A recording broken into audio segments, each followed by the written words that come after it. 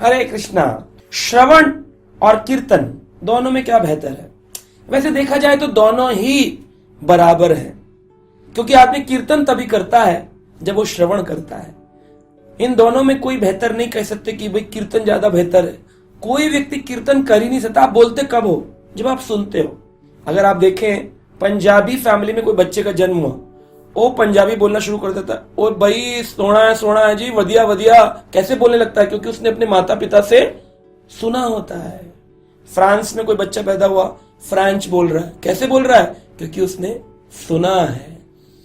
आप बंगाली फैमिली देखिए, वो बंगाली कैसे बोलने लगा?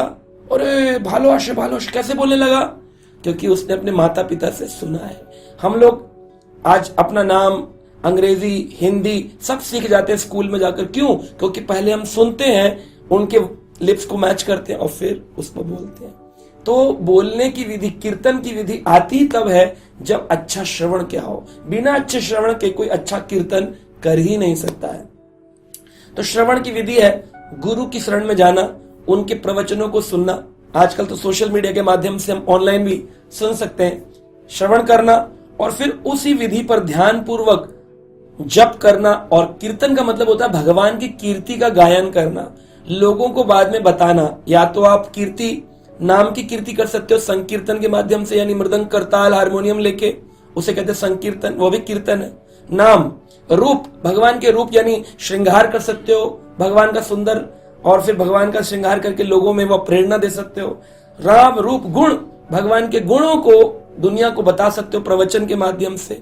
और भगवान की लीलाएं, भगवान की लीला स्थलियों को दर्शन करवा सकते हो, भगवान की लीलाओं को सुना सकते हो प्रवचन के माध्यम से। ऐसे करके ये सभी कीर्तन आते हैं, नाम, रूप, गुण, लीला। क्योंकि कीर्तन का अर्थ है कीर्ति गाना, भगवान का यश, भगवान का गुण गाना। तो वो गाया जा सकता है, लेकिन ये कौन गा सकता है? जिसने श्रवण किया हो, श्रोत्रियम ब्रह्मनिष्ठम, जिसने अपने गुरु से सुनकर के ब्रह्म में, पर ब्रह्म में, भगवान में निष्ठा प्राप्त करी हो, वही कीर्तन कर सकता है। इसलिए भक्ति का प्रारंभ श्रवण से है। श्रवण से ही भक्ति का प्रारंभ है। तो श्रवण नहीं करते जिनको, जो those were not a good hearers, they can't be a good speakers. One can be a good speaker who is a good listener. जो अच्छे से सुनता है वही अच्छे से बोल सकता है ना?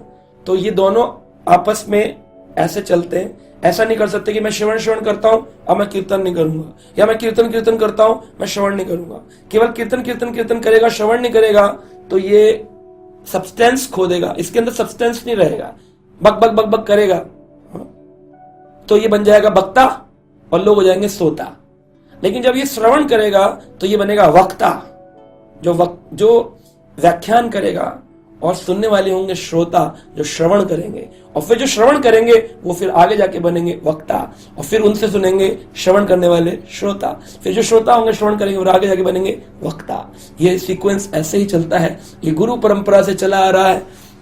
भगवान कृष्ण से ब्रह्मा ने सुना और आगे नारद को सुनाया, नारद ने ब्रह्मा से सुना और आगे वेद व्यास को सुनाया, वेद व्यास ने नारद जी से सुना और आगे अपने पुत्र सुखदेव को सुनाया, सुखदेव ने अपने पिता वेद व्यास से सुना और आगे परीक्षित महाराज को सुनाया, परीक्षित ने सुना और उस काल में सुत गोस्वामी ने भी सुना, और सुत गोस्वामी ने आकर जाकर शौनक ऋषियों को सुनाया नैमिषारण्य में। तो ये श्रवण और कीर्तन निरंतर आपस में चलता रहता है। तो आप समझ गए होंगे कि हमको ये दोनों चीजें अपने जीवन में करनी चाहिए। हरे कृष्ण।